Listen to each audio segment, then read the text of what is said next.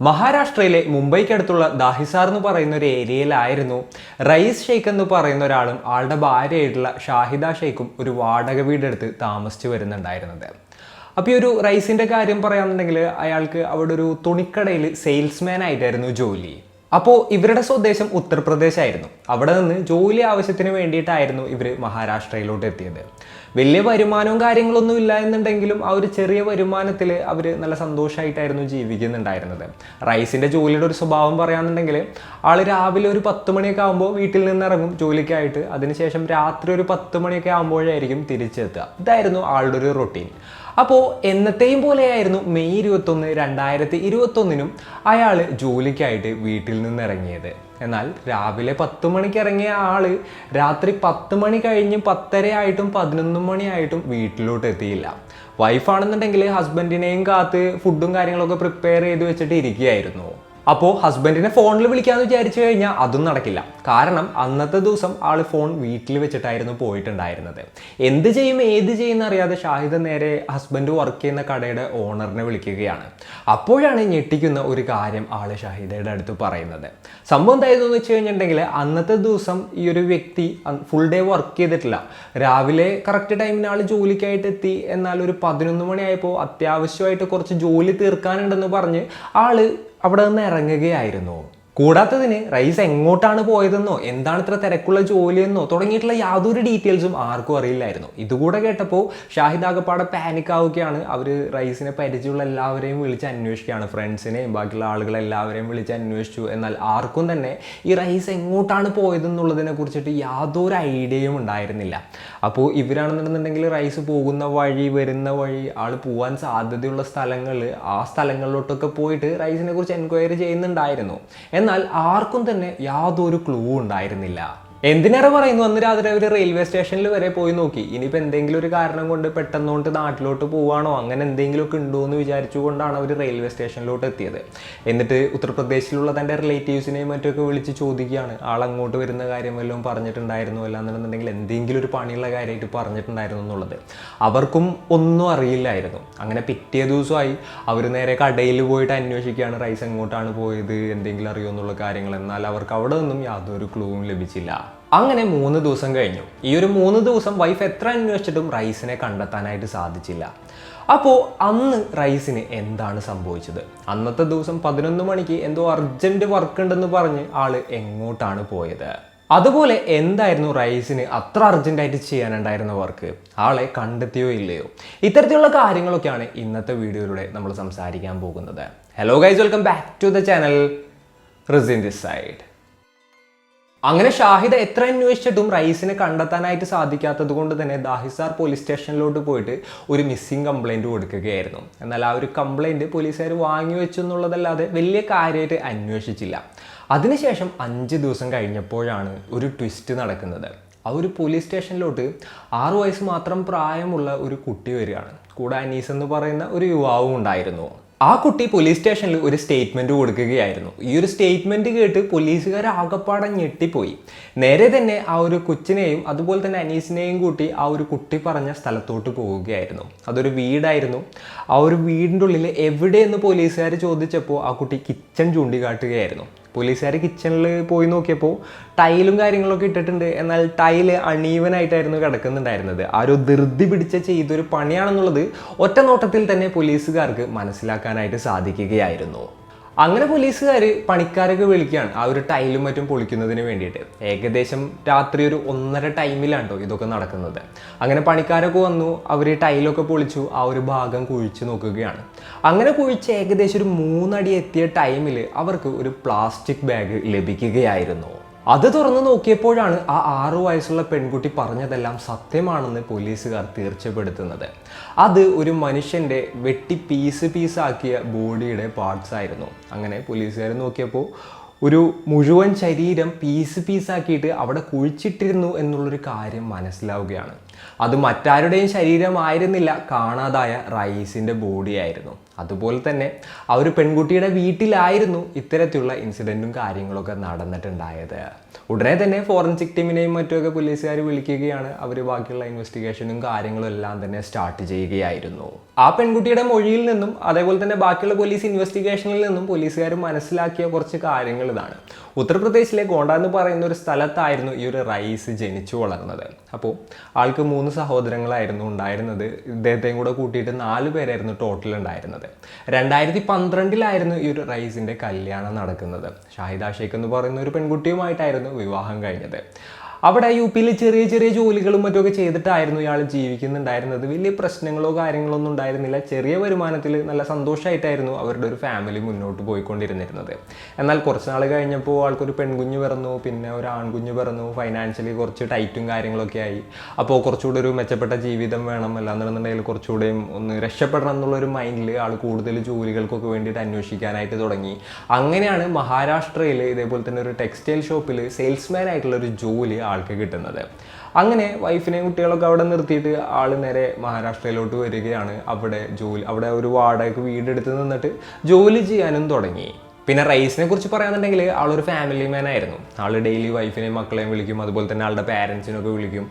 അതേപോലെ എങ്ങനെയെങ്കിലും വൈഫിനെയും മക്കളെയും അങ്ങോട്ട് കൊണ്ടുവരണം എന്നുള്ളതായിരുന്നു ആളുടെ അടുത്തൊരു പ്ലാൻ. അങ്ങനെ ആൾ നല്ലൊരു വീടും കാര്യങ്ങളൊക്കെ സെറ്റാക്കി അതിനുശേഷം തൻ്റെ വൈഫിനെയും മക്കളെയും അങ്ങോട്ട് കൊണ്ടുവരികയും ചെയ്തു.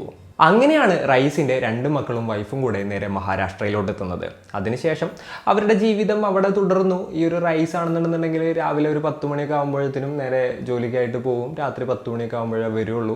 മക്കളുടെ കാര്യം പറയുകയാണെന്നുണ്ടെങ്കിൽ അവർ സ്കൂളിലൊക്കെ പോകാനുള്ള പ്രായമായിട്ടുണ്ടായിരുന്നല്ലോ. അപ്പോൾ രാവിലെ ഒരു 9 മണിയൊക്കെ ആകുമ്പോഴത്തേനും പിള്ളേർ പോകും. പിന്നെ ഒരു ഈവനിങ് ഒരു 3 മണിയൊക്കെ ആകുമ്പോഴായിരിക്കും പിള്ളേർ തിരിച്ചു വരാം. ഇതിനിടയിലുള്ള ടൈം ഈ ഒരു ഷാഹിദ ഫ്രീ ആണ്. അവർ വേറെ ജോലിക്കോ കാര്യങ്ങൾക്കോ ഒന്നും തന്നെ ആ സമയത്ത് പോകുന്നുണ്ടായിരുന്നില്ല. സോ അവർ നൈബേഴ്സിനായിട്ട് സംസാരിക്കുക, ഇങ്ങനെയുള്ള കാര്യങ്ങൾ ചെയ്യുക, അങ്ങനെയായിരുന്നു അവരുടെ ആ ഒരു ടൈം അവർ തള്ളി നീക്കിക്കൊണ്ടിരുന്നിരുന്നത്. അങ്ങനെ ഇരിക്കുകയാണ് അയൽവാസിയായിട്ടുള്ള ഒരു പയ്യനെ അവർ പരിചയപ്പെടുന്നത്. അമിത് എന്നായിരുന്നു ആ ഒരു പയ്യൻ്റെ പേര്. ആളൊരു ബാച്ചിലർ ആയിരുന്നു, കല്യാണമൊന്നും കഴിച്ചിട്ടുണ്ടായിരുന്നില്ല. അതുപോലെ തന്നെ അവിടെ ഒരു വാടകയ്ക്ക് വീടെടുത്തിട്ട് ഒറ്റയ്ക്ക് താമസിക്കുകയായിരുന്നു. ഒരു സെക്യൂരിറ്റി ആയിട്ടായിരുന്നു ആൾ ജോലി ചെയ്യുന്നുണ്ടായിരുന്നത്. അങ്ങനെ ഇവരാദ്യം സംസാരിച്ചു. ആ ഒരു സംസാരം പതിയെ പതിയെ ഒരു നല്ലൊരു ഫ്രണ്ട്ഷിപ്പിലോട്ട് മാറുകയായിരുന്നു. അങ്ങനെ ആ ഒരു ഫ്രണ്ട്ഷിപ്പ് കാലക്രമേണ ഒരു ഇല്ലിസിറ്റ് റിലേഷൻഷിപ്പായിട്ട് മാറുകയാണ്. അങ്ങനെ ഇവർക്കിടയിൽ അത്തരത്തിലൊരു അവിഹിത ബന്ധം വളർന്നു. രാവിലെ റൈസ് ആണെന്നുണ്ടെന്നുണ്ടെങ്കിൽ 10 മണിക്ക് പോയി കഴിഞ്ഞാൽ രാത്രി 10 മണിയാവും വരാനായിട്ട്. അതുപോലെ തന്നെ മക്കളാണെന്നുണ്ടെങ്കിലും ആ ഒരു ടൈമിൽ വീട്ടിലുണ്ടാകില്ല. സോ ഇവർ 2 പേരും ഒന്നില്ലാന്നുണ്ടെങ്കിൽ ആളുടെ വീട്ടിലല്ല എന്നുണ്ടെന്നുണ്ടെങ്കിൽ ഈ ഒരു ഷാഹിദയുടെ വീട്ടിലായിട്ട് ടൈം സ്പെൻഡ് ചെയ്യാനായിട്ട് തുടങ്ങുകയാണ്. അങ്ങനെ കുറേ നാളുകൾ ഇത് ആരും അറിയാതെ അവർ മുന്നോട്ട് കൊണ്ടുപോയി. എന്നാൽ നൈബേഴ്സിലെ ചിലർ ഇത് നോട്ട് ചെയ്യുന്നുണ്ടായിരുന്നു. അതായത് എന്താ പറയുക, ഈ ഒരു വീട്ടിലോട്ട് ആ ചെറുപ്പക്കാരൻ വരുന്നതും ആ ചെറുപ്പക്കാരൻ്റെ വീട്ടിലോട്ട് ഈ ഒരു ഷാഹിദ പോകുന്നതും എല്ലാം തന്നെ നൈബേഴ്സ് നോട്ട് ചെയ്തപ്പോൾ അവർക്ക് എന്തോ പന്തികേട് തോന്നുകയാണ്. അവരങ്ങനെ റൈസിനോട് കാര്യം പറഞ്ഞു. അപ്പോൾ റൈസ് ആണെന്നുണ്ടെങ്കിൽ ഇത് കേട്ട് അകപ്പാടുള്ള ആ ഒരു ദേഷ്യത്തിൽ നേരെ ഒരു ഷാഹിദയുടെ അടുത്ത് വന്ന് ചോദിക്കുകയാണ്, നീയും ആ ഒരു പയ്യനും തമ്മിൽ എന്താണ് ബന്ധം, അങ്ങനെയുള്ള കാര്യങ്ങളൊക്കെ ചോദിച്ച് ഇവർക്കിടയിൽ വലിയ രീതിയിലുള്ള അടി ഉണ്ടാവുകയാണ്. അപ്പോൾ ഷാഹിദ് പറഞ്ഞു, ഞങ്ങൾക്കിടയിൽ അങ്ങനെയുള്ള യാതൊരു സീനും ഇല്ല, നിങ്ങളുടെ കയ്യിൽ വേറെ എന്തെങ്കിലും തെളിവുണ്ടോ, അതുണ്ടോ ഇതുണ്ടോ എന്നൊക്കെ ചോദിച്ചു. അങ്ങനെ പ്രശ്നം വഷളായി.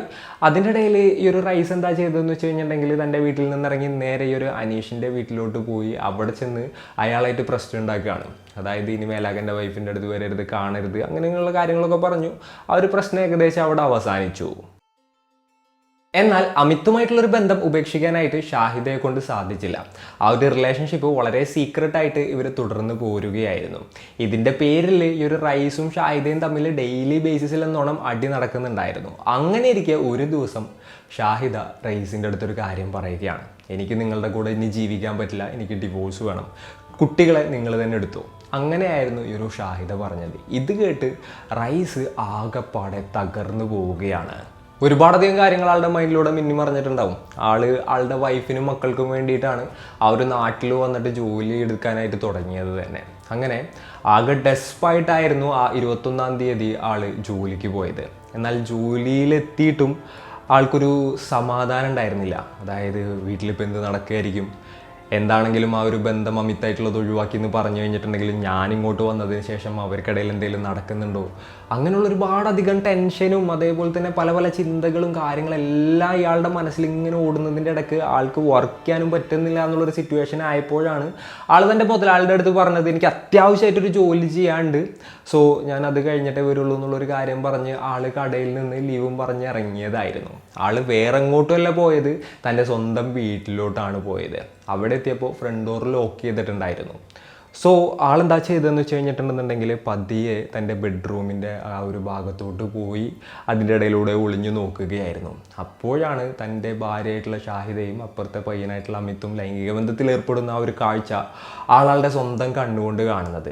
ഇത് കണ്ടപ്പോൾ ആൾക്ക് ദേഷ്യം കൂടി ആൾ നേരെ ആ ഒരു ഡോറൊക്കെ പൊളിച്ച് വീടിൻ്റെ അകത്തോട്ട് കയറുകയാണ്.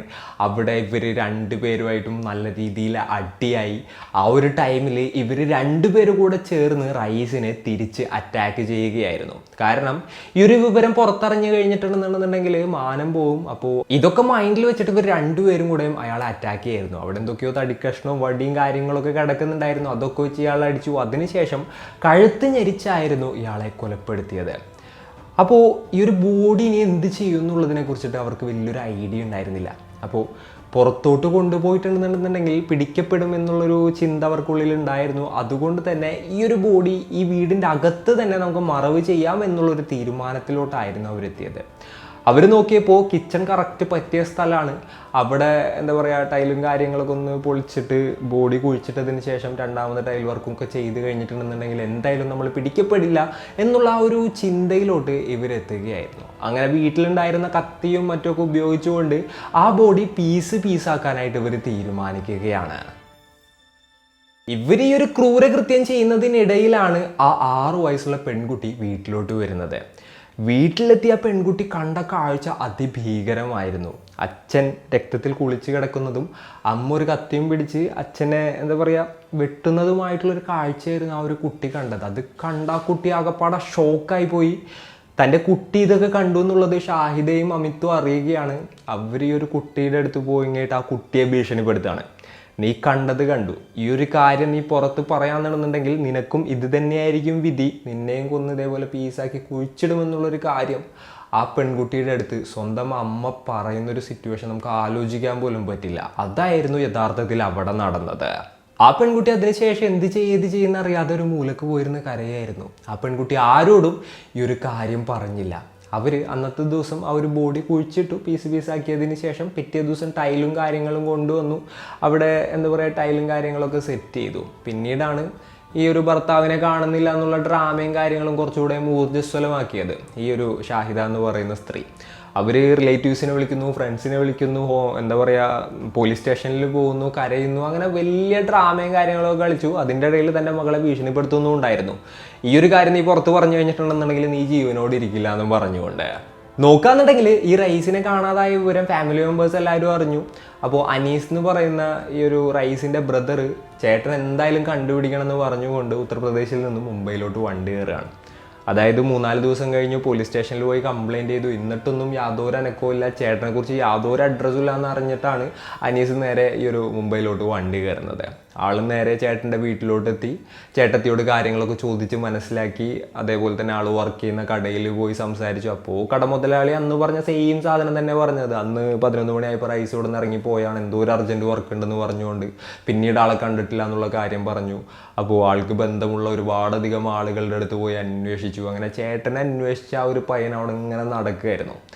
എത്രയൊക്കെ അന്വേഷിച്ചിട്ടും യാതൊരു തുമ്പും കണ്ടെത്താനായിട്ട് ആ ഒരു പയ്യനെ കൊണ്ട് സാധിച്ചില്ല. അങ്ങനെ അനീസ് ആകപ്പാടെ ഡെസ്പായിട്ടിരിക്കുന്ന ഒരു ടൈമിലാണ് ഈ 6 വയസ്സുള്ള പെൺകുട്ടി ഉണ്ടല്ലോ കരഞ്ഞുകൊണ്ട് തൻ്റെ ചെറിയച്ഛൻ്റെ അടുത്തോട്ട് വരുന്നത്. അപ്പോൾ എന്താണ് മോൾ കരയുന്നത്, എന്താണെന്നുണ്ടെങ്കിലും പറയുന്നൊക്കെ ഇയാൾ വളരെ സ്നേഹത്തോടു കൂടി പറയാണ്.